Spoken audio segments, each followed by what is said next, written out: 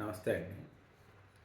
అధికారం ఉంది కదా అని చెప్పి చెలరేగిపోయి సోషల్ మీడియా వేదికగా నోటికొచ్చినట్లు మాట్లాడినటువంటి వ్యక్తులు, ఇష్టం వచ్చినట్టు సంస్కారహీనంగా బూతులు మాట్లాడినటువంటి వ్యక్తులు, ఒక ఆర్గనైజ్డ్గా సజ్జల భార్గవరెడ్డి అనేటువంటి ఒక వ్యక్తి, వర్రా రవీందర్ రెడ్డి, ఇలాంటి కొంతమంది వ్యక్తులు సోషల్ మీడియా అకౌంట్లు ఏర్పాటు చేసి సోషల్ మీడియా వర్కర్స్ని అపాయింట్ చేసుకొని దారుణమైనటువంటి భాషతో ప్రత్యర్థులు వాళ్ళైనా సరే లెక్క చేయకుండా నోటికొచ్చిన బూతులల్లో మాట్లాడుతూ విమర్శలు చేసేటువంటి వాళ్ళని ఏమీ చేయలేమా అనేటువంటి ఒక ప్రశ్న పవన్ కళ్యాణ్ గారిని లేవనెత్తారు.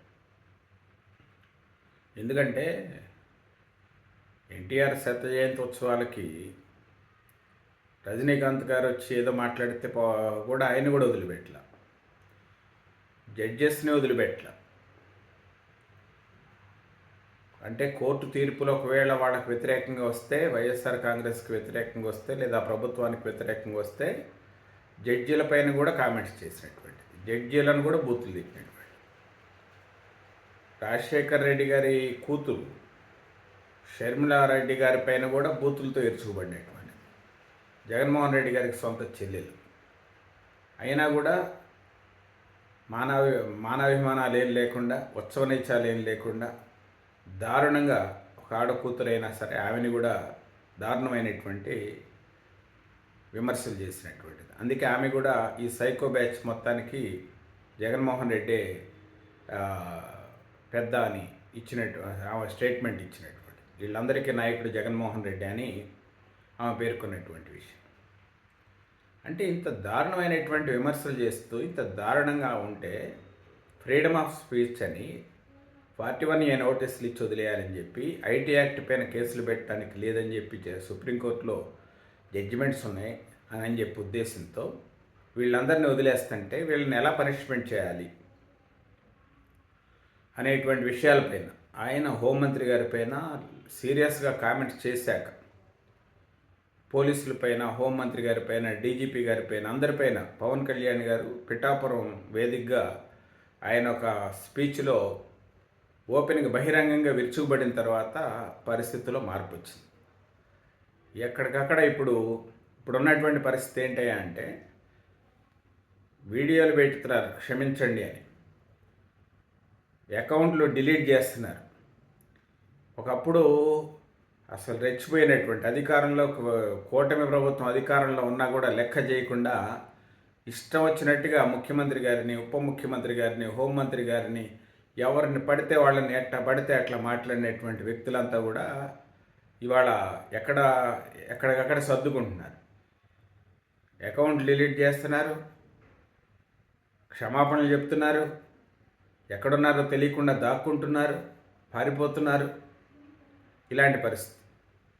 ఎందుకంటే హైకోర్టు కూడా సోషల్ మీడియా వేదికగా బూతులు తిడితే జడ్జీలను కూడా తిట్టినటువంటి వ్యక్తుల్ని కేసులు కట్టకుండా లేకపోతే అరెస్టులు చేయకుండా ఎందుకు వదిలేయాలి అని చెప్పి కామెంట్స్ చేయటం.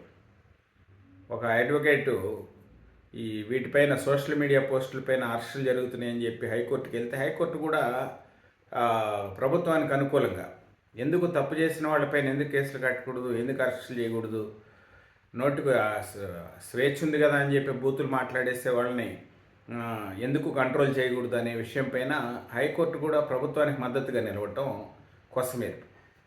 దాంతో ఏంటంటే ఏం చేయాలో పాలుపోక ఇవాళ సోషల్ మీడియా వేదికగా రెచ్చిపోయినటువంటి వీళ్ళంతా కూడా ఇవాళ ఎక్కడికక్కడ సర్దుకుంటున్నటువంటి వైనం అయితే కనబడుతుంది. ఏదేమైనప్పటికీ ఏంటంటే భయం అంటే ఏంటో చూపించారు. వీటన్నిటి కారణం ఎవరంటే పవన్ కళ్యాణ్ గారు పూనుకోబట్టి ఇదంతా సాధ్యమైంది. లేకపోతే ఇదంతా కూడా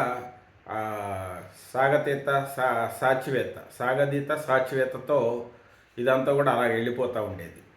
ఎప్పుడైతే పవన్ కళ్యాణ్ గారు స్పందించారో అప్పుడు అందరూ కూడా దీనిపైన సీరియస్గా చర్చ జరగటం, మంత్రివర్గంలో చర్చ జరగటం, ముఖ్యమంత్రి గారి స్థాయిలో సమీక్షలు చేయటం, డీజీపీ గారితో మాట్లాడటం, దీనిపైన ఎలాంటి కేసులు పెట్టాలి ఏంటి అనే దానిపైన కొంత కసరత్తు చేయటం, వెంటనే యాక్షన్ ప్లాన్ తయారు చేయటం ఈ కార్యక్రమాలన్నీ జరిగిపోతున్నటువంటిది.